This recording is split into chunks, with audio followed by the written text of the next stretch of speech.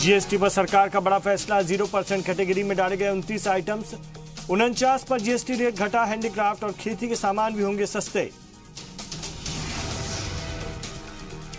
जम्मू कश्मीर में दहशतगर्दों के खिलाफ मुहिम में कामयाब रहा साल 2017। हिंदुस्तानी फौज ने एक साल में मार गिराए 213 दहशतगर्द। टेरर फंडिंग केस में एनआईए ने दायर की चार्जशीट, 26/11 के मास्टरमाइंड हाफिज सईद का नाम भी शामिल। मामले में कुल 300 गवाह। रोहतक में मिली हरियाणवी सिंगर ममता शर्मा की लाश, गला काट कर किया गया कत्ल। 14 जनवरी के एक प्रोग्राम के बाद से थी लापता। और एक और दरिंदगी से सहमा हरियाणा, चरखी दादरी में अगवा करके दलित तालिबा से गैंगरेप, बेहोशी की हालत में घर के बाहर फेंकने का इल्जाम। ट्रामा सेंटर जाकर मिले सीएम योगी, 2 डायरेक्टर रचित और रोहन मानस को हिरासत में लेकर पूछताछ। 11 साल की तालिबा पर छुट्टी कराने के लिए चाकू से हमले का इल्जाम।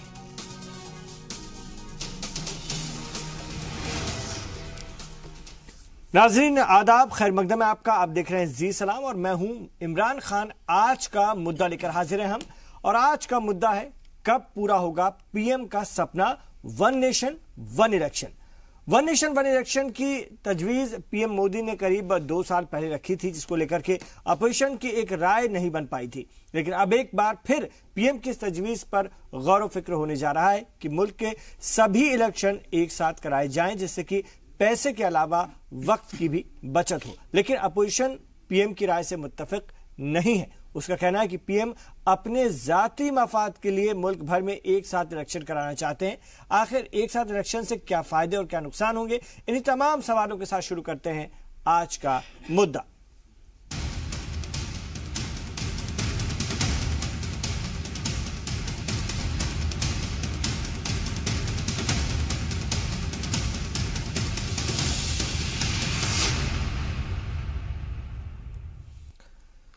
वजीर आजम नरेंद्र मोदी के dream project one nation one election पर एक बार फिर से गौर व फिक्र होने जा रही है। और इस मसले पर बीजेपी 20 से 21 जनवरी को मुंबई में होने वाले सेमिनार में इस मसले पर गौर व खोज करेगी, फिक्र करेगी। देखते हैं ये रिपोर्ट सबसे पहले, फिर बात करेंगे। वजीर आजम नरेंद्र मोदी के dream project one nation one election का मसला फिर से गर्म हो रहा है।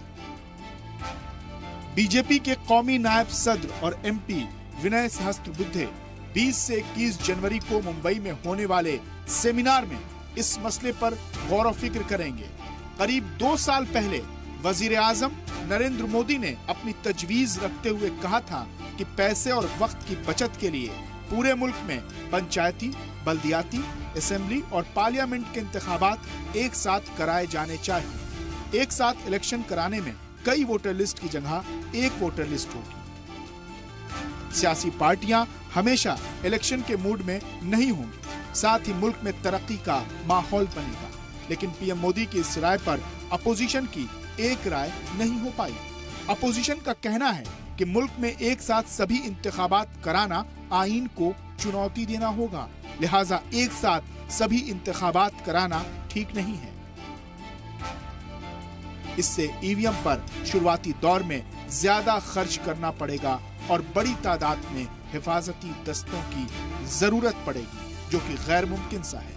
मुल्क एक साथ सभी इंतखाबात कराने के लिए तैयार नहीं है। इलेक्शन कमीशन ने मई में वजारत कानून को खत लिखकर अपनी राय बताई है। इसमें कहा है कि अगर सभी सियासी पार्टियां राजी हों तो वो पार्लियामेंट और असेंबली इंतखाबात एक साथ कराने को तैयार हैं, लेकिन इसके लिए बड़ी तादाद में ईवीएम और वीवीपैट मशीनें खरीदनी होंगी। इसमें करीब 9,284.15 करोड़ रुपए का खर्च आएगा। इन मशीनों को हर 15 साल में बदलना भी होगा। तारीखी नजर से अगर देखें तो पहले 4 पार्लियामेंट इलेक्शन 1952, 1957, 1962 और 1967 रियासती असेंबली के साथ कराए गए थे। 1968 और 1969 में सरकारों को बर्खास्त किए जाने के बाद इंतखाबात की सूरत बदल गई। हर कोई इस बात से राजी है कि एक साथ इंतखाबात कराने से इंतखाबी अखराजात को कम करके साफ गोई लाई जा सकती है। सेंटर फॉर मीडिया स्टडीज के मुताबिक 2014 के आम इंतखाबात पर 35,000 करोड़ रुपए का खर्च आया था। ये मानते हुए कि पार्लियामेंट असेंबली इलेक्शन पर एक जैसा खर्च होता है, तो अदलिया और पंचायती इंतखाबात का खर्च जोड़कर ये डेटा 1 लाख करोड़ रुपए से भी ऊपर चला जाएगा। अगर इस भारी भरकम खर्च पर लगाम लगाई जाए तो बदउनवानी पर रोक लगेगी। एक साथ इंतखाबात के मसले पर अपोजिशन का ये भी कहना है कि सरकार पूरे मुल्क में एक साथ इंतखाबात कराने पर इसलिए जोर दे रही है क्योंकि इस सब से ज्यादा फायदा खुद पीएम मोदी और बीजेपी को होगा, क्योंकि इस वक्त मुल्क के ज्यादातर सूबों में बीजेपी की हुकूमत है। लेकिन सवाल ये है कि क्या एक साथ पूरे मुल्क में इंतखाबात को अमन व अमान के साथ मुकम्मल कराया जा सकता है? ब्यूरो रिपोर्ट, जी मीडिया। तो जनवरी 2017 में राष्ट्रीय मतदाता दिवस जब हुआ था, उस वक्त साबिक सदर जमहूरिया प्रणब मुखर्जी साहब ने भी कहा था कि लोकसभा और विधानसभा यानी लोकसभा और असेंबली के इंतखाबात एक साथ करा दिए जाएं, और इसको लेकर के उन्होंने इलेक्शन कमीशन से कहा था कि लोगों को, सियासी जमातों को आप एक मंच पर लाने की कोशिश कीजिए। पर बड़ा सवाल यह है कि अलग अलग सियासी जरूरतों वाले इस मुल्क में क्या यह मुमकिन हो पाएगा, यह भी देखने वाली बात है। इसको लेकर आईन क्या कहता है, यह बहुत जरूरी है। क्या कुछ तरमीम करने की जरूरत पड़ेगी, यह भी देखने वाली बात है। इसी पर हम बात करने की कोशिश करते हैं। और आज मेरे साथ जो पैनल है, बहुत खास हमारे साथ मेहमान है। हमने सियासी लोगों को भी जोड़ा है और सियासी तज्जियाकार को भी जोड़ा है अपने साथ। आज मेरे साथ स्टूडियो में है अशोक गोयल साहब, जो कि भारतीय जनता पार्टी के तर्जुमान हैं। मेरे साथ आमिर हैदर जैदी साहब हैं, सीपीआई के तर्जुमान है, अक्सर हमारे प्रोग्राम में शामिल होते हैं। अशोक जी भी और आमिर हैदर जैदी साहब भी। नईम अब्बास साहब हमारे साथ जुड़ रहे हैं, जो कि बहुजन समाज पार्टी के लीडर हैं। और प्रोफेसर देवराज सिंह जी हैं, सियासी तज्जियाकार हैं और अक्सर मेरे प्रोग्राम में शिरकत करते हैं और अपनी गिराकत राय हमारे साथ बांटते हैं। आइए शुरुआत करते हैं। सबसे पहले हम सियासी लीडरान का रद्द-ए-अमल लेने की कोशिश करते हैं। अशोक गोयल जी से मैं शुरुआत करूंगा। भारतीय जनता पार्टी के आप तर्जुमान हैं। अशोक जी, कांग्रेस ये इल्जाम लगाती रही है और दूसरी सियासी जमातें भी बच रही हैं इस बात से, ठीक से बात नहीं कर रही हैं इसको लेकर के। उनकी सबको अलग अलग शुबा है। और खास तौर से अगर हम देखें तो ये कितना आपको लगता है, ये कितना प्रैक्टिकल है ये सोच जो आपकी पार्टी इसको आगे बढ़ा रही है। और दूसरा, लोगों को इस बात का शुबा है कि पीएम मोदी को इससे सीधा फायदा होगा। और उनका यह भी मानना कि मरकज में जिसकी सरकार रहती है, सेंट्रल में जिसकी सरकार रहती है, सीधे तौर पर उसको इस तरह के इलेक्शन कराने का फायदा मिलता है। नहीं, देखिए, पहले तो वन नेशन वन इलेक्शन, इसको किसी भी व्यक्ति और किसी पार्टी से नहीं जोड़ना चाहिए, क्योंकि ये एक रिफॉर्म है और ये पूरे देश के हित में है। और आप ये देखिए कि आपने अपनी रिपोर्ट में भी बताया कि पहले भी जो इस देश के पहले 4 इलेक्शंस हैं, वो एक साथ लोकसभा के चुनाव, विधानसभा के चुनाव एक साथ पहले भी हुए हैं। तो आज विषय क्यों आया ये सामने?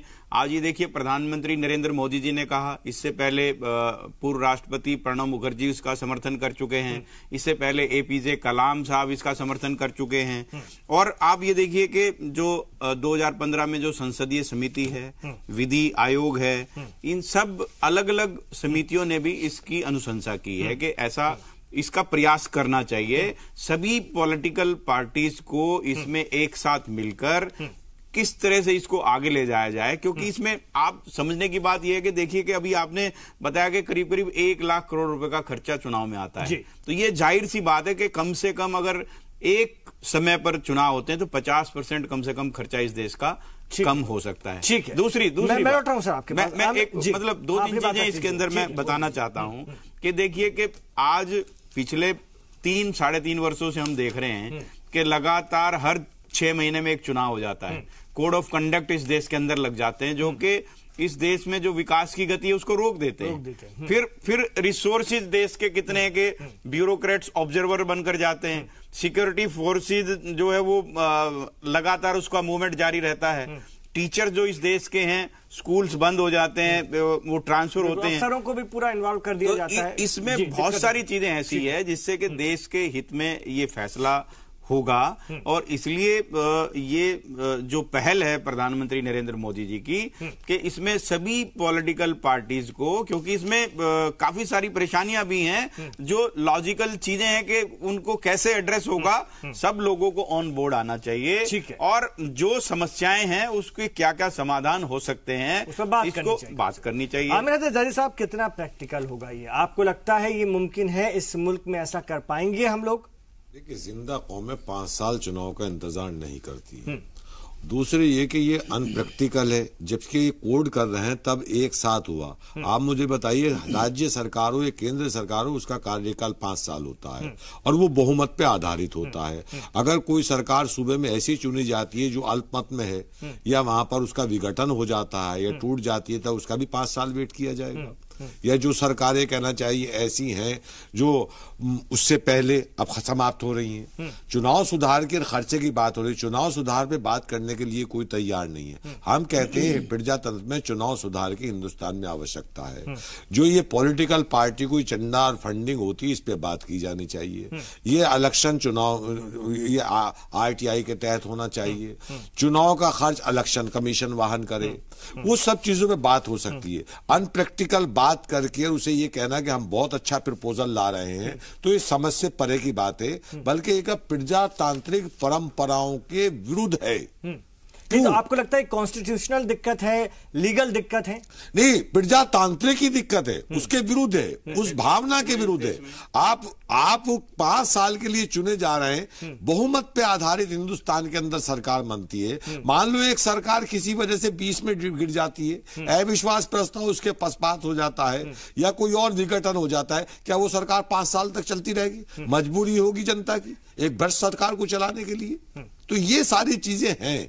ये चाहते हैं कि बस एक दफे हो जाए। यहाँ पे एक पते, ये राष्ट्रपति शासन को डायरेक्ट इनडायरेक्ट वे में ये प्रमोट करना चाहते हैं। ये चाहते हैं कि इनका एक सीधा सवाल है कि पहले तो ये कहते हैं कि प्रधानमंत्री का चुनाव डायरेक्ट होना चाहिए, तो उसके कोई सारे संगठन या सारे राजनीतिक पार्टियां उसे मानने को तैयार नहीं है। अब ये नया फार्मूला निकाल के लाए। हम ये कहते हैं अगर चुनाव सुधार की हिंदुस्तान में आवश्यकता है, राजनीतिक पार्टियों को चुनाव पर खर्च नहीं करना चाहिए। जो पॉलिटिकल पार्टियों को जो ये लोग उद्योगपति चंदा देते हैं, इलेक्शन कमीशन को चंदा दें, वो चुनाव कंडक्ट कराएं। कोई भी पार्टी नहीं करी, एक मंच मुहैया कराएं। देखिए कैसे नहीं होता चुनाव सुधार। चुनाव सुधार आप करना नहीं चाहते, उद्योगपतियों से चंदा आप लेते हैं, उसे RTI के दायरे में चाहते, काले धन पे बात करेंगे। लौटूंगा हैदर साहब आपके पास, लौटूंगा। अशोक जी जवाब दीजिए। आपके यहाँ पाया जाता है, फिर जनता को उपदेश देने। अशोक जी आप जवाब दीजिए। हैदर साहब लौटूंगा। समझती है। देखिए, ये भ्रम की स्थिति पैदा करना, ये इनका कम्युनिस्ट पार्टी का पूरे देश के अंदर ये एक सिद्धांत रहा है। हम क्या इसके अब आप जब बोल रहे थे तो मैं तो जयदी साहब सुन रहा था। देखिए, आज जो प्रस्ताव है इस देश की जनता के सामने माननीय प्रधानमंत्री जी ने भी रखा, प्रणब मुखर्जी जी ने भी इसका समर्थन किया, APJ कलाम जी ने भी किया।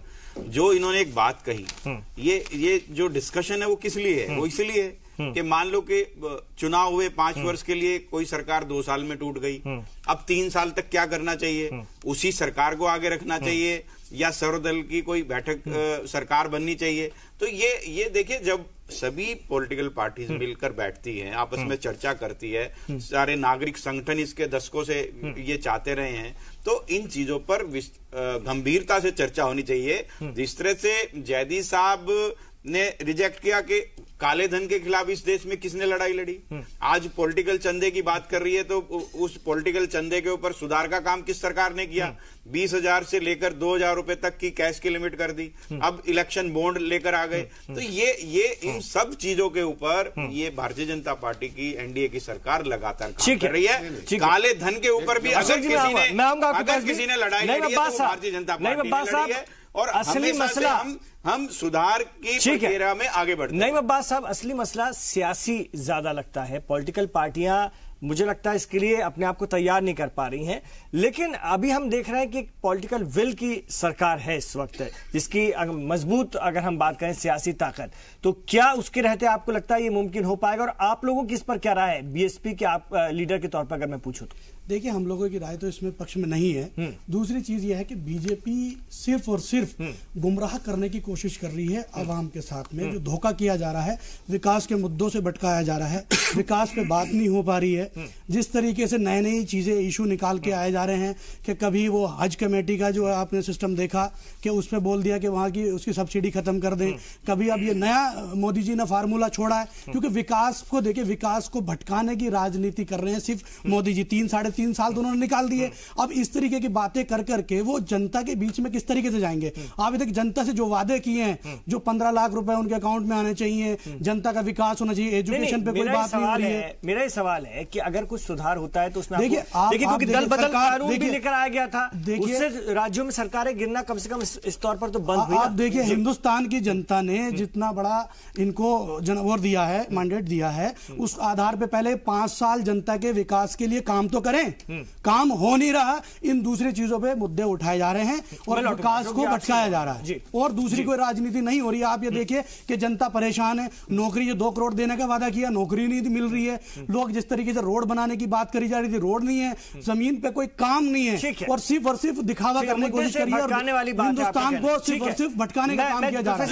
आज पेट्रोल के दाम देख लीजिए, आप पेट्रोल कहां चला गया है, गैस के दाम देख लीजिए कहां चले गए हैं। सिर्फ और सिर्फ देखिए, और कुछ नहीं, जनता को बेवकूफ बनाने की कोशिश की जा रही है। देखिए, इनका ये मानसिक दिवालियापन दर्शाता है। देखिए, मानसिक आपका हो रहा है। आप बोल रहे थे तो मैं सुन रहा था आपको बड़े ध्यान से। देखिए, आज हम चर्चा कर रहे हैं 1 नेशन 1 इलेक्शन के ऊपर। विकास क्यों नहीं कर रहे? आप 5 साल काम तो कीजिए सर। आप सुन तो अशोक जी, काम तो कीजिए। आप जनता को कुछ करके तो दिखाइए ना। संयम तो रखिए। संयम तो मैं रखे, 3-3.5 साल से संयम ही तो ये कहना चाह रहे हैं अशोक जी, आप पॉलिटिकल माइलेज लेने के लिए सुनिए तो आप इस तरह की कोशिश करते हैं। मैं यही कह रहा हूँ, आप थोड़ा, मैं यही कह रहा हूँ, सुन लेते हैं। देखिए, की बात करें, भारतीय जनता पार्टी का एक ही एजेंडा है, देश को भटकाना है। विकास, विकास और विकास। भारतीय जनता पार्टी ने पिछले 3.5 साल में जो काम किए हैं, चाहे वो रोजगार पे, रोड पे, उस पे डिबेट रखिएगा तो इनके पास कुछ बात करने के लिए नहीं है। आज एक इतना बड़ा प्रपोजल जो कि मदर ऑफ ऑल रिफॉर्म्स हैं, इन लोगों ने डिमोनेटाइजेशन के लिए भी इसी तरह से शोर मचाया, इन लोगों ने जीएसटी के लिए भी इसी तरह से शोर मचाया। आज पूरा देश प्रधानमंत्री मोदी जी के साथ है, क्योंकि वो जो फैसले हैं वो देश हित में लेते हैं। और अभी भी ये जो प्रपोजल है, वो प्रपोजल सभी पॉलिटिकल पार्टीज के सामने है, उस पर चर्चा करनी चाहिए। आप उसको रिजेक्ट करिए, आप उस पर चर्चा तो कीजिए, लेकिन आप उस पर चर्चा ना करके आप कहते हैं कि भाई नौकरी की बात करने लगते हैं, आप उसकी बात करते हैं, उस पर भी आप बात करिए। आपने जिस तरह से 5 साल के अंदर उत्तर प्रदेश को लूटा, जिस तरह से सियासी बातें, हालत खराब, सियासी बातें, अशोक जी इस मुद्दे पे चर्चा करिए। ठीक है अशोक जी, सियासी बातें नहीं करिए, हम सियासी बातें नहीं, भटका रहे हो, हम अपने मुद्दे से भटक जाएंगे। देवराज जी, ये आप देश को भटकाने का काम आप कर रहे हैं, ये देश ऐसे नहीं हो रहा। अशोक जी, नहीं साहब, सुनिए, एक एक करके बात करेंगे। देवराज सिंह जी, आपको ये प्रपोजल कैसा लगता है? क्या आपको इसमें सियासत की बू आती है जैसे कि इल्जाम लगाए जा रहे हैं, और क्या जो दूसरे मुद्दे हैं मुल्क के, उनसे भटकाने की कोशिश आपको लगती है? देखिए, अगर ये जो मुद्दा है, विषय है, अगर ये ईमानदारी से है तो ये बहुत अच्छा विषय है, क्योंकि ये एक सिविल सोसाइटी का विचार आ रहा है कि वो एक सेमिनार करा रहा है जी मुंबई में। तो इस तरह का जो विचार आ रहा है, एक नेशन और एक इलेक्शन, 1 इलेक्शन 1 नेशन, ये दोनों एक दूसरे के पूरक है। क्योंकि जो एक्सपेंडिचर होता है, इकोनॉमी, आप जान ही रहे हैं कि देश की इकोनॉमी किस तरह की है, और उसमें जब अलग अलग इलेक्शन होते हैं तो उसमें जो स्टेटों का इलेक्शन पार्लियामेंट से 10 गुना ज्यादा हो जाता है, जो इसका कुछ मैंने पढ़ा है बहुत जगह। और उसके साथ ही साथ जब इतना एक्सपेंडिचर हो जाता है तो उसमें वो पैसा जो अभी बता रहे थे आप, 35,000 करोड़ रुपए जो खर्च हुआ 14 वाले चुनाव में, तो उस तरह से उतना पैसा, उसका 10 गुना पैसा कितना होगा, और वो पैसा खर्च हो जाता है चुनाव पर, अलग अलग जब होते।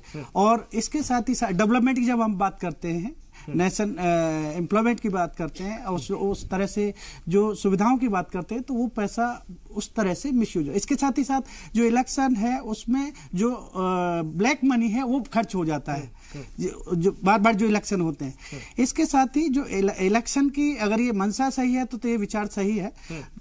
दूसरी बात मैं ये कहना चाह रहा हूं कि जो इलेक्शन की ये स्थिति कैसे बदली, ये गवर्नमेंटों का रोल रहा, डिसॉल्व की गई। अब स्थिति ऐसी नहीं है। अब जो एसआर बॉम्बे केस के बाद जो स्टेटों की सरकारों को जो डिसॉल्व किया जाता था, वो अब रेयर केस में कोई स्टेट की गवर्नमेंट डिसॉल्व यानी प्रेसिडेंट रूल लागू होगा। तो इस तरह की कंडीशन में अब यहाँ पर युवाओं को किसकी जरूरत है? रोजगार की जरूरत है, शिक्षा की जरूरत है, उन्हें एम्प्लॉयमेंट की जरूरत है, उनके डेवलपमेंट की जरूरत है। तो वो पैसा आएगा कहाँ से अगर हम इलेक्शन में ही इन्हीं चीजों में, इलेक्शन यहाँ पर एक फेस्टिवल की तरह हो गए, तो फेस्टिवल को मना रहे हैं सभी लोग, तो उस तरह से एंजॉय करते हैं। एक तरफ तो ये इलेक्शन में, हाँ, डेमोक्रेसी के लिए में प्रोसीजर वो सारे चीजों के लिए ठीक है, आइडियोलॉजी डायलॉग के लिए ठीक है उस तरह से, लेकिन ये आइडियोलॉजी डायलॉग और इन चीजों को हम फेस्टिवल की तरह अपनी इकोनॉमी को उस तरह से डिक्लाइन करते रहेंगे तो फिर वो डेवलपमेंट कहां से होगा? डेवलपमेंट कहीं ना कहीं रुकता है इससे, और ये आपके नजर से ये ठीक सोच है, कम से कम इसको बढ़ाना चाहिए आगे। जी ठीक है। लेकिन आमिर हैदर जैदी साहब, इसको इस नजर से भी देखिए कि इलेक्शन जब होता है इस दौरान करप्शन बढ़ जाता है, कम्युनिज्म, कास्टिज्म, पोलराइजेशन की पॉलिटिक्स बढ़ जाती है, और मुल्क में कहीं भी इलेक्शन चलता ही रहता है, साल भर हम देखते हैं कहीं ना कहीं होता रहता है। तो अगर ये एक साथ होगा तो कम से कम लोगों को तो राहत मिलेगी, ये भी देखने वाली बात है, और लोग कम से कम कुछ और सोच पाएंगे, क्योंकि जब इलेक्शन होता है तो ये बातें उठती ही रहती, कहीं ना कहीं से उठती रहती है, और हमेशा ये मुद्दा मुल्क में इस तरह के बने रहते हैं। देखिए, एक साथ एक नेशन एक इलेक्शन सुनने में बड़ा सुंदर लगता है, बड़ा अच्छा लगता है, लेकिन इतिहास इस बात का साक्षी अभी वर्तमान केंद्र के अंदर जिसकी सरकार होगी वो राज्य सरकारों, विपक्ष की में अगर राज्य सरकारें होंगी तो उन्हें उथल पुथल करने का काम केंद्र बड़ी आसानी से कर लेता है, तोड़ फोड़ के सरकारें भी बना लेता है। तो आपको ये डर है? एक मिनट सुन लीजिए, उत्तराखंड उदाहरण है चुनाव से पहले, मणिपुर उदाहरण है, गोवा उदाहरण है, और तमाम इस तरह के उदाहरण, चाहे वो बीजेपी की सरकारें हो या राज्य सरकारें हो, केंद्र के अंदर जो सरकारें बैठी हैं वो प्रदेश की सरकारों को, जहां विपक्ष की सरकारें हैं, उन्हें खराब करने, उनमें विघटन करने, उन्हें अस्थिर करने का काम ये करते हैं। और फिर वहां ये करने के बाद कह देंगे तो 5 साल के बाद ही चुनाव होंगे, तो सोचता है कहना चाहिए एक काम चलाऊ सरकार बना देते हैं, गवर्नर उसके मुखिया होंगे, कोई और नया प्रपोजल ये लेके आएंगे और विपक्ष को समाप्त करने का काम ये करने वाले हैं। और यहाँ पर जो क्षेत्रीय दल है, क्षेत्रीय दल को समाप्त करने की कार्य प्रणाली लेके आ रहे हैं बीजेपी वाले, क्योंकि बीजेपी की एक थ्योरी है कि हिंदुस्तान के 2 पार्टी सिस्टम होना चाहिए, एक बीजेपी और एक कांग्रेस। ये जो क्षेत्रीय पार्टी है ये इनके एजेंडे में बाधक है। क्यों? कि ये दोनों की पॉलिसी सेम है, नाम बदले में, नाम बदले में दोनों पूंजीवाद को समर्थन करती हैं, दोनों के लेकिन क्षेत्रीय पार्टियों को दफनाने, उन्हें खत्म करने का काम करने के लिए ये नया प्रपोजल लेके आए। अगर इनकी नीयत साफ है तो ये लाए चुनाव सुधार, हम समर्थन करने के लिए तैयार हैं। चुनाव के अंदर कोई भी पॉलिटिकल पार्टी खर्च नहीं करेगी, किसी उद्योगपति से चंदा नहीं लेगी, जिसे भी चंदा देना है वो इलेक्शन कमीशन को देगा, टोटल खर्च इलेक्शन कमीशन करेगा। ये सारी चीजें हो सकती है, ठीक है, लेकिन ये उस पर बात नहीं करेंगे। मैं लौट रहा हूं, पूरी विपक्ष ईवीएम पर सवाल उठाएंगे, ये उस पर बात, एक छोटे से ब्रेक का इशारा हो रहा है। इस ब्रेक के बाद लौटते हैं। बहुत अच्छी चर्चा चल रही है और बहुत आराम से चर्चा हो रही है, हमारे नाज़रीन को भी सुनने में अच्छा लग रहा होगा। सबके तरफ से आराम से बात आ रही है, कई बार नहीं तो बहस हो जाती तो फिर बात ही निकलकर सामने नहीं आ पाती। एक छोटा सा वक्फा, अभी लौट रहे हैं।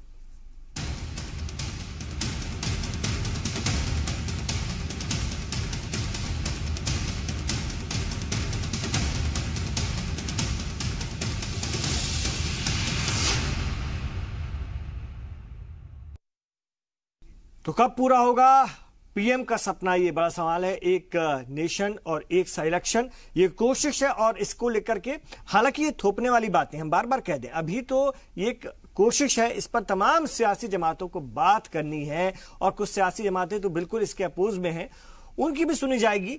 लेकिन ये एक कहीं ना कहीं एक मुद्दा है जिस पर बात शुरू हुई, बहस शुरू हुई है और होती रहनी चाहिए। हमारे साथ इसी पर बात करने के लिए आपको बता दें, अशोक गोयल जी हैं, बीजेपी के तर्जुमान हैं, आमिर हैदर जैदी साहब हैं, सीपीआई के तर्जुमान हैं, नईम अब्बास साहब हैं, बहुजन समाज पार्टी से हैं, और प्रोफेसर देवराज सिंह हैं, सियासी तज्जियाकार हैं।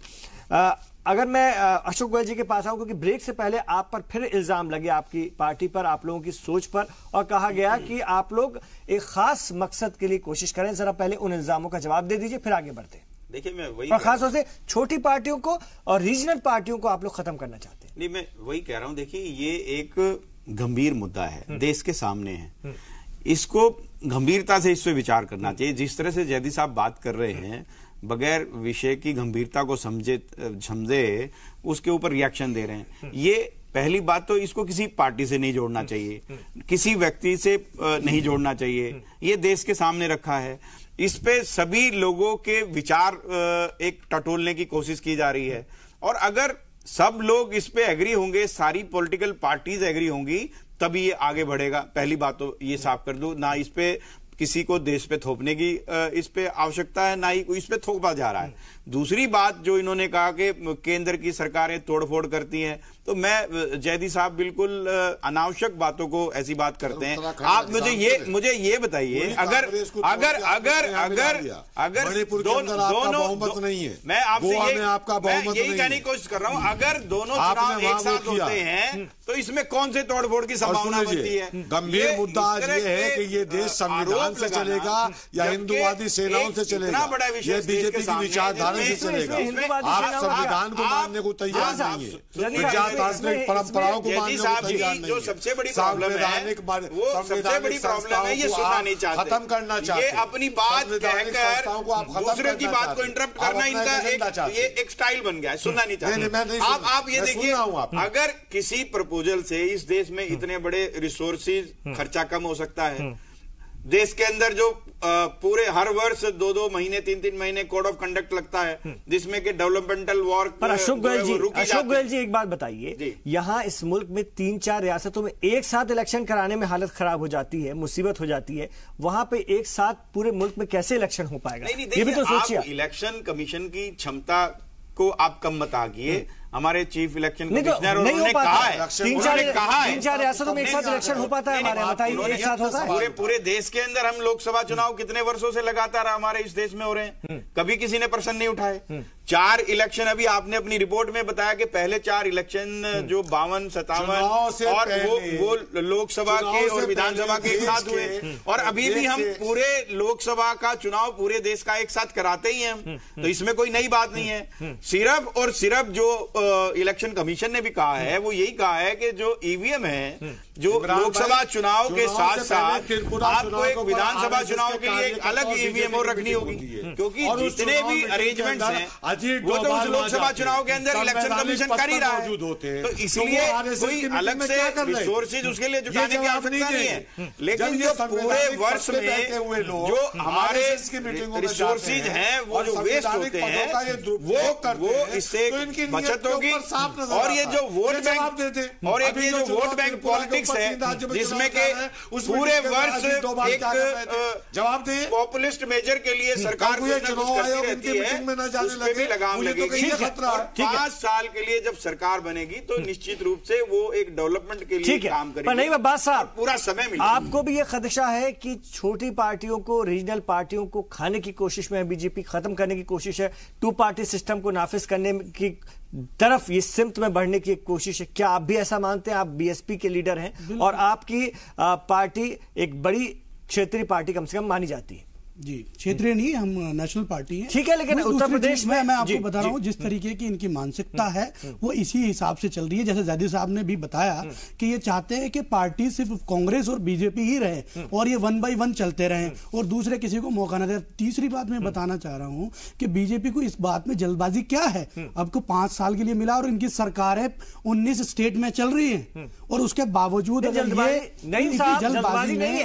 उन्होंने कहा कि एक हम मुद्दा रखते हैं। आप ये मुद्दा रखी क्यों रहे? आप मुझे एक बात बताइए, मुद्दा रखी क्यों रहे? नहीं तो आप जिस काम के लिए, देखिए जनता ने जिस काम के लिए इनको चुना है, नहीं साहब देखिए, सुधारों के लिए बात तो करनी बात हो सकती है, लेकिन थोपा नहीं जा सकता। नहीं थोप रहे आप दूसरी चीज सर मैं ये कह रहा हूँ, आप ये देखिए जिस तरीके से विकास के एजेंडे से बीजेपी भटक रही है, सबका साथ सबका विकास का जो नारा बीजेपी ने दिया है, आप सियासी बात कर। नहीं साहब, आप सियासी, मैं विषय से नहीं भटक रहा हूँ, मैं आपको बताने की कोशिश कर रहा हूँ विषय से भटकाने का काम आप कर रहे हैं।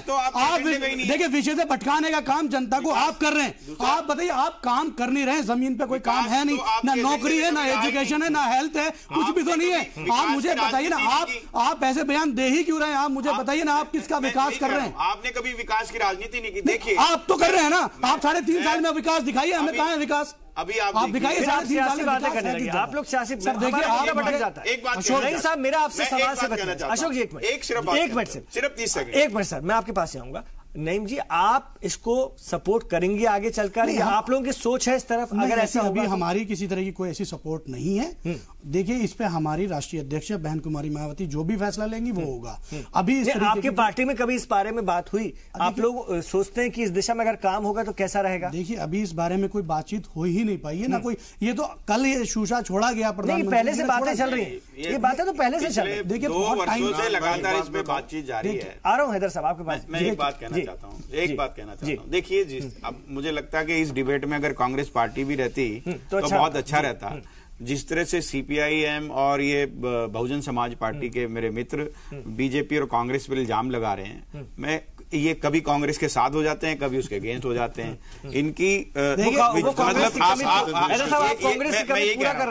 ये कभी कहते हैं कि ये तो दोनों का एजेंडा है, तो 10-10 साल तक तो ये कांग्रेस के साथ शासन में रहते हैं, फिर उसकी मुखालफत की बात करते हैं। दूसरी बात मैं कह रहा हूं कि इसको बार बार किसी पार्टी के साथ जोड़कर जो देखना है वो इस मुद्दे के साथ भी नाइंसाफी है। इस पे आप उनकी इसकी खिलाफत कर सकते हैं, आप इससे डिसएग्री कर सकते हैं, लेकिन आप इस बात को पब्लिक डोमेन में रखिए। अभी रामबाबू मालगी, विनय सहस्त्रबुद्धे जी इसमें सेमिनार कर रहे हैं, उन्होंने सभी पॉलिटिकल पार्टीज को निमंत्रण भेजा है। इस पे विस्तार से चर्चा होनी चाहिए, हर फोरम पे होनी चाहिए। अगर आपका विरोध है तो उसको दर्ज करना चाहिए, क्योंकि इसमें भारतीय जनता पार्टी का भी नुकसान हो सकता है।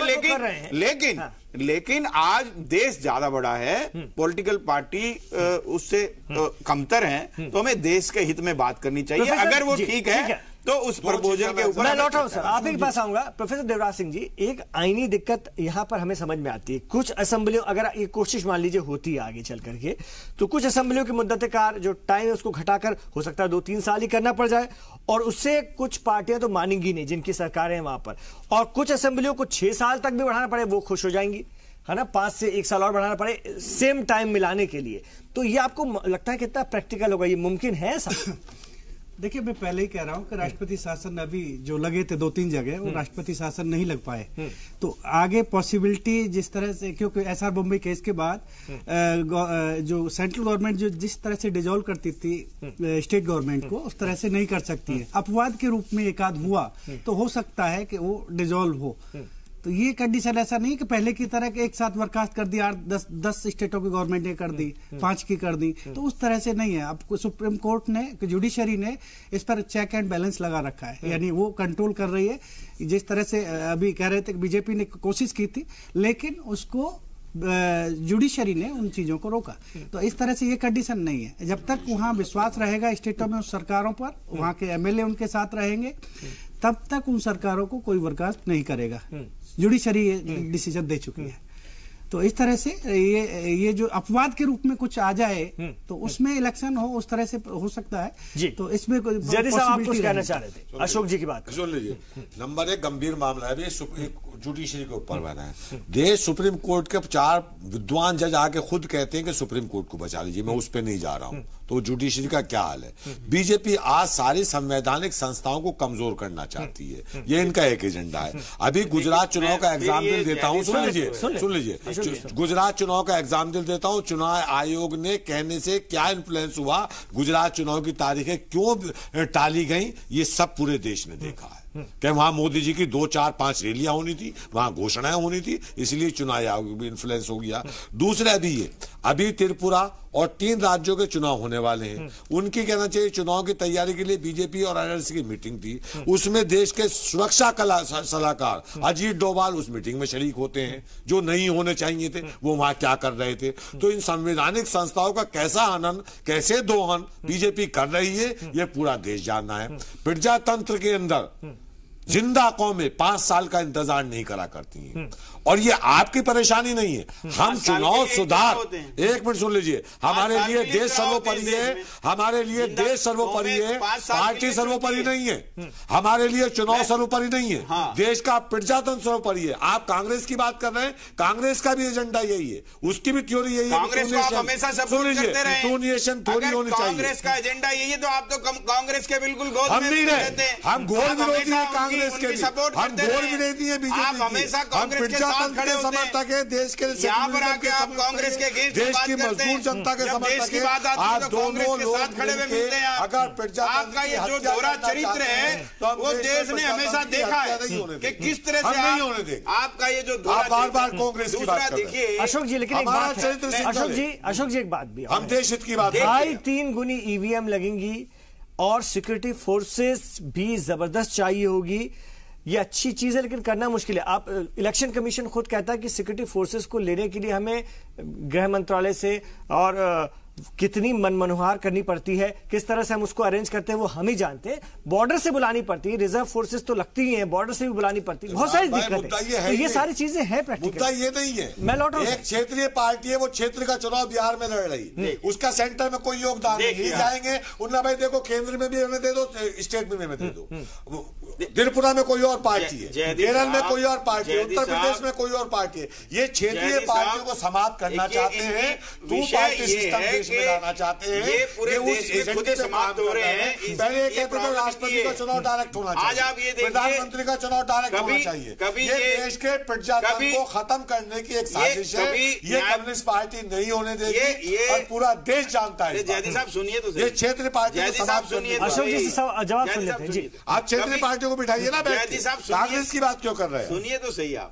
देखिए कभी तो ये न्यायपालिका को खतरे में बताते हैं, न्यायपालिका को 4 मुख्य न्यायाधीश बताते हैं, लोकतंत्र को खतरे में बताते हैं, कभी सुप्रीम कोर्ट के आकर कहते हैं असली कि देश का प्रजातंत्र खतरे में है, सुप्रीम कोर्ट को बचा दीजिए। आप उन्हीं देशद्रोह की संज्ञा दे देते हैं, आप उन्हीं देशद्रोह की राजनीति की जैसे ये कर रहे हैं। और आज मुख्य न्यायाधीश को मेरा सवाल राष्ट्रवादी प्रैक्टिकली भी बहुत सारी प्रॉब्लम है, मैं जो बता रहा हूं वही बोलने देंगे तो मैं बात रखूंगा जी। जयदी साहब सुन लेते हैं। देखिए जो इलेक्शन कमीशन ने भी कहा है कि ये संभव है। दूसरी बात, जब हम लोकसभा का चुनाव होता है तो उसमें सारा जो अपरेटस है, चाहे वो सिक्योरिटी फोर्सेस हैं, ऑब्जर्वर्स हैं, जो टीचर्स हैं, वो पूरा का पूरा जो फोर्सेज है उसमें इकट्ठा होती है। और हमारा इलेक्शन कमीशन लगातार लोकसभा के चुनाव कराता रहा है और वो कराने में सक्षम है। इलेक्शन कमीशन ने भी ये कहा है, क्या कर रहे थे? निश्चित जब राष्ट्रीय सुरक्षा का सलाहकार आप ईवीएम जरूर ज्यादा खरीदनी होगी, जैसे कि उसमें कहा है, लेकिन उस ईवीएम खरीदने के साथ साथ जिस तरह से पूरे देश के अंदर सुधार आएगा, देश के जो 1 लाख से भी ज्यादा का आपने खर्चा बताया उसमें 50% का रिडक्शन आएगा। पार्टी बखूबी अंजाम। और जिस तरह से हमारी सिक्योरिटी फोर्सेज पूरे 5 साल मूवमेंट में रहती है, जिस तरह से अभी प्रधान फोर्सेज का आप सुनिए, आप उनके परेशानी, जयदी साहब सुनने की कोशिश करिए। आप ऐसे नहीं बात के चुनाव पॉइंट से बात कर रहे हैं। जयदी साहब 2 बात पे जवाब सुनिए तो सही, आप 2 बात पे जवाब नहीं देंगे। अभी सुन लीजिए। अभी नीति आयोग की बैठक में माननीय प्रधानमंत्री जी अपना जो एक्सपीरियंस शेयर कर रहे थे, वो बता रहे थे कि जब वो गुजरात के मुख्यमंत्री थे तो उनके जो गुजरात के जो फाइनेस्ट ऑफिसर्स थे, करीब 70-80 ऑफिसर्स, वो हर साल करीब 60 दिन इलेक्शन ड्यूटी पे चले जाते थे, क्योंकि इलेक्शन कमीशन ऑब्जर्वर्स के रूप में जो अच्छे हमारे ऑफिसर्स हैं उनको एज ए ऑब्जर्वर भेजता है। तो आप ये देखिए, जब आपके प्रदेश चुनाव हो रहा है आसाम में, लेकिन ऑब्जर्वर जा रहे हैं गुजरात से, ऐसा नहीं है कि जिस प्रदेश में चुनाव हो रहा है उसी को पेन है। तो आपके अगर सब मतलब उलझे रहते हैं। हाँ, अगर आपके 80 ऑफिसर अगर 60 दिन के लिए चले गए तो आपका जो डेवलपमेंट वर्क है, एडमिनिस्ट्रेटिव वर्क है, वो पूरा सफर करेगा। तो ये उत्तर प्रदेश ऐसे प्रैक्टिकल इश्यूज हैं, निश्चित रूप से ये देश हित में होगा। लेकिन दूसरी बात ये कि जो आपने आपने कहा कि कुछ के कार्यकाल बढ़ाने होंगे, किसी के कम करने होंगे, इम्प्लीमेंटेशन एक इसका बड़ा इशू है। उस इशू पे निश्चित रूप से बात होनी चाहिए, सभी पॉलिटिकल पार्टी सबको मिला के हो पाएगा। ठीक है, मैं लौट रहा हूं। सभी पॉलिटिकल पार्टी एक छोटा सा ब्रेक और अशोक जी, एक छोटा सा ब्रेक और उस पर फिर हम देवराज सिंह जी से भी बात करेंगे कि अब इसमें तो बलदियाती और पंचायती इलेक्शन को भी जोड़ने की एक बात उठती है, उस पर बात करेंगे। वो तो कितना, जब इस पर ही राय नहीं बन पा रही तो वो तो बहुत दूर की कौड़ी है, उस पर भी बात करते हैं एक छोटे से वक्फे की बात।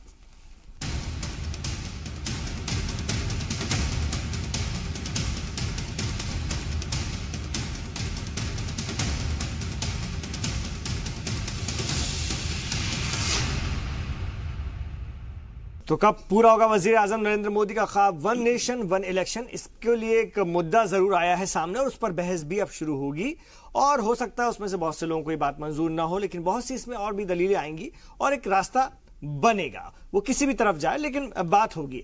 प्रोफेसर देवराज सिंह जी, अभी हम लोग बात कर रहे थे कि असेंबली और लोकसभा के, पार्लियामेंट के इलेक्शन एक साथ करा लिए जाएं। कुछ लोग तो कहते हैं इसमें बलदियाती इंतखाबात और पंचायती इंतखाबात वो भी सब जोड़ दिए जाएं। आप उसको कितना प्रैक्टिकल मानते हैं? देखिए, ये थोड़ा कॉम्प्लिकेटेड है इस स्थिति में, क्योंकि जो लोकल चुनाव होगा वो ज्यादा हावी हो जाएगा। तो स्टेट का और केंद्र वाला जो चुनाव है उसमें लोगों का इंटरेस्ट कुछ अलग रहेगा। तो जो इस तरह से इनको जो मोटिवेट करने का है, जो पार्टियों का जो मौका है, वो उससे निकल जाएगा, क्योंकि वो अपने गणित में रहेंगे। तो एक तो ये है, दूसरा ये है कि उस लेवल तक जाने में ये प्रैक्टिकली उस तरह से नहीं लग रहा है, क्योंकि उसमें बहुत सारी चीजें फिर जुड़ जाएंगी। क्या उतने हमारे पास ईवीएम मशीन होंगी? क्या इतना हमारे पास इंफ्रास्ट्रक्चर होगा? मैन पावर भी नहीं है। तो क्या हम उसको मैनेज कर पाएंगे? तो ये बड़ा मुश्किल होगा। पंचायती राज को लोकल लेवल पे एक बहुत बड़ा चुनाव होता है और जिसमें इनसे ज्यादा महत्वपूर्ण चुनाव है जो हम जिसकी बात कर रहे हैं लोगों के लिए, प्रधानी, यानी आप कह सकते हैं ग्राम पंचायत का और उसका। तो इसमें ये प्रैक्टिकली नहीं, मुझे लगता है कभी हुआ ही नहीं है ऐसा। तो यही हो जाए, पार्लियामेंट हो जाए और स्टेट लेजिस्लेटिव हो जाए, यही बहुत है अगर देश के लिए, अगर उस तरह से हम इसको मैनेज करते हैं।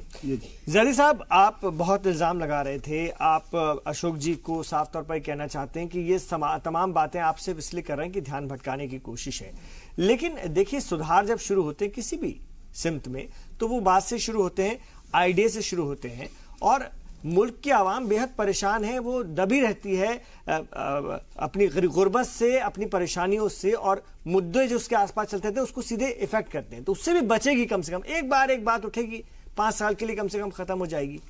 चुनाव सुधार के सबसे ज्यादा पक्षकार हम चुनाव सुधार पे तमाम प्रपोजल दे चुके हैं, लेकिन चुनाव सुधारों की कोई बात नहीं करता है। ये बीजेपी की एक आइडियोलॉजी है, क्षेत्रीय पार्टियों को खत्म करने की, 2 पार्टी सिस्टम देश में लागू करने की। समझ गए मसला? ये सुन लीजिए, आवाम सुन लीजिए, एक बात और ऐड करना चाहता हूं। कौम जिंदा कौमें 5 साल का इंतजार नहीं करा करती। ये पता नहीं मुझे कौन सी बार इसी बात को जिंदा कौमें, ये जैदी साहब कहता हूँ, जैदी साहब बार वही 5 साल के लिए चुनाव होते हैं। मैं भी आपके तो जिंदा कौम हर बार हमारी सारी जिंदा कौमें हैं और 5 साल के लिए वोट डाल दी है। करना चाहते, आप क्या बात कर रहे हैं? मुर्दा करना चाहते, आप क्या बात कर रहे हैं? चाहते हैं आप चुनाव सुधार का एक प्रपोजल लाइए। आपकी पार्टी आरटीआई के दायरे में आना चाहती है। मैं यही कह रहा हूं आपको, चुनाव सुधार की सबसे बड़ी अगर पक्षधर है तो भारतीय जनता पार्टी रही है। करेगा आपकी पूरी सरकारें हेलीकॉप्टर से नहीं घूमेंगी, जो चुनाव की लिमिट होगी वो चुनाव आयोग खर्च करेगा। आप उस पर बात नहीं करना चाहते। आप पूरे काले धन की मंडी चुनाव में ये देखिए, और ये चाहते हैं कि छोटी पार्टी आपका मुकाबला करे। इन लोगों आप उन्हें वो नहीं करना, आइडियोलॉजी रही है। काले धन के खिलाफ अगर सबसे बड़ी अगर लड़ाई लड़ी है तो भारतीय जनता पार्टी ने लड़ी है, नरेंद्र मोदी जी ने लड़ी है। काले धन के खिलाफ अगर सर्जिकल स्ट्राइक, काले धन के खिलाफ अगर सबसे बड़ी लड़ाई लड़ी है तो वो नरेंद्र मोदी जी के नेतृत्व में भारतीय जनता पार्टी की सरकार ने लड़ी है। आवाम पर बोझ कम हो तो भी आपको दिक्कत है? नहीं अब्बास साहब, देखिए बात सुनिए, चुनाव पे खर्च कम होना चाहिए, सबकी सहमति। सियासी बात मत कीजिएगा, फिर आपने तो अशोक जी पर मैं अशोक जी की बात का जवाब दे रहा हूँ। अशोक जी जैसे कह रहे थे कि चुनाव आयुक्त ने तो क्लियर कर दिया है कि हाँ जैसे आप चाहते हैं वैसे हो जाएगा। मुझे ये लग रहा है कि चुनाव आयुक्त नहीं, जितनी सरकारी मशीनरी है वो बीजेपी के हक में काम कर रही है, और चुनाव आयुक्त लग रहा है कि वो ईवीएम मशीन खरीदने की बात तक कर रहे हैं, क्यों ईवीएम बैन क्यों नहीं हो पा रही है? आप ईवीएम को हटा करके बैलेट पेपर पे क्यों नहीं आ रहे हैं? जितने तमाम देश में जहां जहां ईवीएम पे चुनाव होता था, सुन लीजिए सर, जहां जहां ईवीएम, आप सुनिए, आपको सब पता है, सुनिए ना, आप सुनिए, आप बैकवर्ड जाने की फिर बात कर रहे हैं। बैकवर्ड जाने की बात नहीं कर रहा हूं। आप हिंदुस्तान की जनता के साथ इंसाफ करना चाहते हैं, नहीं चाहते? आप इंसाफ पसंद चुनाव कराना चाहते हैं? आप जगह जमानत जब्त हो गई आपकी, पेपर ट्रेल चेक करा लीजिए। आप मुझे एक बात, यही कह रहा हूं, आप पेपर ट्रेल चेक करा लिए सब जगह। तो बहुजन समाज पार्टी की जमानत जब्त हुई है जहां जहां खड़े हुए। आप अपने आप रिकॉर्ड चेक कर लीजिए, आप रिकॉर्ड चेक करें, जहां जहां ईवीएम नहीं थी, ईवीएम नहीं थी वहां आपकी जमानत जब्त हुई है। आप चेक करिए, जहां जहां ईवीएम नहीं थी वहां आपकी जमानत जब्त हुई है। मुद्दे पे बात ना करके मैं मुद्दे की बात कर रहा हूं, लेकिन अशोक जी आप मुझे जवाब तो दें। आपको रिजेक्ट कर रही है, राज्य की जनता कहां रिजेक्ट कर रही है? आप ईवीएम को रिजेक्ट करा रहे हैं, आप गलत की बात कर रहे हैं। आपके पास अशोक जी आप गलत बात कर रहे हैं, आप गुमराह कर रहे हैं। जनता आपको रिजेक्ट, आप बिल्कुल रिजेक्ट करेगी हिंदुस्तान की जनता आपको। आप कराइए, आप बैलेट पेपर पे मैं आपको खुला चैलेंज देता हूँ, लेकिन आपको खुला चैलेंज देता हूँ। ये देखिए गलत नहीं अशोक जी, आप जवाब दीजिए कि जो आप कह रहे हैं वही चुनाव आयोग, सियासी इल्जाम नहीं, वही चुनाव, सियासी इल्जाम नहीं, सियासी इल्जाम नहीं, सियासी इल्जाम नहीं। जैदी साहब, बिल्कुल यहाँ सियासी बात ही नहीं हो रही है। बोलने वाला राष्ट्रवादी नहीं है। जैदी साहब सियासी बात नहीं हो रही। नहीं साहब, मेरा ये सिर्फ आपसे सवाल था कि अवाम पर अगर बोझ कम होता है तो आपको दिक्कत क्या है? मैं ये पूछ रहा हूं, आप इन पर मत आइए, सियासी बात मत कीजिए। आप बताइए, आप क्या चाहते हैं? की हम बात कर रहे हैं, हम चुनाव सुधारों की बात करते हैं। ये चुनाव सुधार लेके क्यों नहीं आते? चुनाव सुधार के काले धन के ऊपर अगर किसी ने लड़ाई लड़ी है तो नरेंद्र मोदी जी ने लड़ी है, पहली बार लड़ी है इस देश के अंदर काले धन के ऊपर। आज जो लड़ाई लड़ी है, आप लोग काले धन के वालों लोग, जिन लोगों ने काला धन जमा किया था, आप सब लोग उनके साथ खड़े हुए थे। जब सर्जिकल, जब नोटबंदी की, तो आप जिन जिन लोगों के पास काला धन थे उनके पक्ष में खड़े थे। आप लोग, आप काले धन लोगों के, उन लोगों के पक्ष में खड़े थे। आप बता सकते हैं? आपने एफआईआर दर्ज करी किसी के नाम? 2G पे आए, इतना बड़ा घोटाला 2G। ये देखिए 2014 का पूरा, इनकी बौखलाहट, किसी को एक आदमी, इनकी बौखलाहट इतनी साफ नजर आती है। मैं बौखलाहट बिल्कुल साफ नजर आती है। नहीं जी, प्रोफेसर देवराज सिंह जी, ये बताइए, चुनाव सुधारों की बात हो रही है, वो भी बेहद जरूरी है, और ये जो बात है, ये क्या चुनाव सुधार की सिमत में एक कदम नहीं होगा? और जो जिन चुनाव सुधारों का जिक्र कर रहे हैं हैदर साहब या जो नईम साहब, उनको आप उससे कितने मुत्तफिक हैं? देखिए, चुनाव सुधार हुए हैं, बहुत सारे चुनाव सुधार हुए हैं, और हम सारी चीजें देख रहे हैं, क्या क्या चीजें हैं। वोटर आई कार्ड, वो सारी चीजें बनी। पहले चुनाव सुधार नहीं है, वोटर आईडी चुनाव सुधार नहीं है। नहीं है, वोटर आईडी नहीं कह रहा मैं सर। राइट टू बहुत सारी चीजें हमें मिली है, जैसे 20,000 से 2,000 किया, 20,000 से 2,000 किया। मुझे सुन लीजिए ना, मैं बोल रहा हूँ जी जी। इलेक्शन जिस तरह से एफिडेविट कैंडिडेट का जो मिलता है, वो इलेक्शन रिफॉर्म की तरह है। कितना प्रॉपर्टी है, कितना एजुकेटेड है, क्या है, बहुत सारी चीजें उसके बारे में जानकारी हमें मिलती है, कितने केसेज है। ये सब चुनाव सुधारों की प्रक्रिया के रूप में डिमांड थी। सिविल सोसाइटी है, सीडिया, centre for democratic reform, association for democratic reform, ADR है। तो इस तरह का ये हर चुनाव में अपने हर कॉन्स्टिट्यूंसी वाइज डाटा देता है, प्रोवाइड कराता है जनता को कि कैंडिडेटों की क्या पोजीशन है, कितना एजुकेटेड है, कितना प्रॉपर्टी है, क्या कितने केसेज हैं उस पर, या उसकी क्या स्थिति है। उसी के साथ सर, चुनाव आचार संहिता का जो उल्लंघन करते हैं उनके जो खिलाफ केस दर्ज होते हैं, अभी 5 साल सरकारें खत्म हो जाती है, लेकिन कोई उनकी सुनवाई नहीं करता, और चुनाव आचार संहिता का उल्लंघन करके जरी साहब सुन लेते हैं, साहब वक्त कम है, सुन लेते हैं। मैं ये कहना चाह रहा हूँ, और उसमें चुनाव सुधार नहीं होता। एक तो ये कह रहे थे आप, जो रीजनल पार्टियां हैं उनके लिए मुसीबत होगी अगर एक साथ चुनाव होता है। तो मैं यहाँ पर ये कह रहा हूँ कि जो स्टेट की पार्टियां हैं उनके लिए इसमें फायदा है, क्योंकि नेशनल लीडरशिप वो सभी जगह नहीं रहेगी। अगर यूपी में चुनाव होता है तो सारा बीजेपी या कांग्रेस का जो नेतृत्व है वो वहां पर आ जाता है। तो वो इस तरह की स्थिति रीजनल पार्टियों को फायदेमंद हो सकती है। तो ये जो नेतृत्व है केंद्रीय वाला, तो इस चुनाव में एक साथ होता है तो वो इस तरह से नहीं हो पाएगा जिस तरह से अब होता है। तो ये भी देखिए कि सारे मंत्रिमंडल, सारी चीजें जिस तरह से होंगी, तो उस तरह से ये न सोचिए कि रीजनल पार्टी का भी। आप चुनाव सुधार पे बात करो ना, रीजनल में चुनाव सुधार पे भी बात। आप पूछिए क्या चाह रहे हैं, जो बताइए ना। आप मुझे बताओ, चुनाव सुधार के ऊपर, चुनाव सुधार के लिए उसके अंदर आपने एक बात पॉलिटिकल आर्ग्यूमेंट उस तरह से पॉलिटिकल पार्टी नहीं है। आप मुझे बताइए, आचार संहिता का उल्लंघन राजनीतिक दल करते हैं, 5 साल सरकार बन जाती है, केस कोर्ट में चलता रहता है, कोई कार्रवाई नहीं होती है। आप जल्दी साहब अशोक जी जल्दी से बात रखिए। मैं ये कह रहा हूँ कि रीजनल पार्टीज को कहां से रेज करती है, कहां से वो फंड आता है, कहां से वो पैसा आता है, कोई ऑडिट नहीं होता है। क्योंकि अभी आप सारी पार्टियां आरटीआई के दायरे में क्यों नहीं आती है, कोई बात नहीं करता है। ये बात नहीं करेंगे, चुनाव सुधार की बात करेंगे। पार्टीज को भी इस से फायदा होगा, क्योंकि जो नेशनल पार्टीज हैं वो डेफिनेटली पूरे देश के अंदर प्रचार करेगी। किसी एक स्टेट पर फोकस उनका उतना नहीं हो पाएगा जितना कि अभी आज के दिन हो पाता है। जिसके पास धन ज्यादा वो वैसा लड़ लेगा, जिसके पास धन नहीं वो नहीं लड़ सकता है। नुकसान नहीं होने वाला, काले धन का समर्थन है वो लड़ लेगा। जो काले धन का, जिसके पास काला धन पॉलिटिकल पार्टी के, वो एक साथ पूरे देश में चुनाव लड़ सकता है।